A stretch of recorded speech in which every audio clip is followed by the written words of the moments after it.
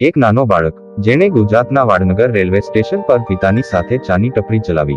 આ જે બાળક છે દેશના સૌથી શક્તિશાળી નેતા નરેન્દ્ર મોદી. વડાપ્રધાન નરેન્દ્ર મોદી 17 સપ્ટેમ્બર 2024ના રોજ 74 વર્ષના થશે. વડાપ્રધાન મોદી રાષ્ટ્રીય સ્વયંસેવક સંઘથી લઈને ભાજપ સુધી ગુજરાતના મુખ્યમંત્રી કેવી રીતે બન્યા અને પછી 2014માં પ્રધાનમંત્રીની ખુરશી સુધી પહોંચ્યા, આ એક લાંબી યાત્રા છે જેના વિશે અહીં જાણીશું. ગુજરાતના વડનગરના એક સાધારણ પરિવારમાં જન્મેલા નરેન્દ્ર મોદીએ બાળપણમાં પિતાને ચા વેચવામાં મદદ કરી હતી. Narendra Modi the man the times નામના પુસ્તકમાં નીલંજન મુખોપાધ્યાય લખે છે કે વડનગર રેલવે સ્ટેશન પર મોદીના પિતાની ચાની કીટલી હતી.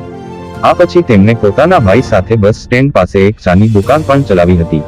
વડાપ્રધાન નરેન્દ્ર મોદીએ માત્ર 17 વર્ષની ઉંમરે જ પોતાનું ઘર છોડીને આખા દેશમાં ફરવાનો નિર્ણય કર્યો હતો.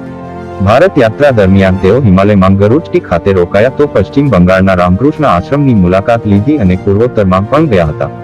આ યાત્રાઓની નરેન્દ્ર મોદીના જીવન પર ઘણી અસર પડી હતી. narendramodi.in જણાવ્યા અનુસાર નરેન્દ્ર મોદી 2 વર્ષ બાદ ઘરે પરત ફર્યા હતા, પરંતુ તેઓ અહીં માત્ર 2 અઠવાડિયા જ રોકાયા હતા અને રાષ્ટ્રીય સ્વયંસેવક સંઘમાં જોડાવા માટે ઘર છોડીને ચાલ્યા ગયા હતા.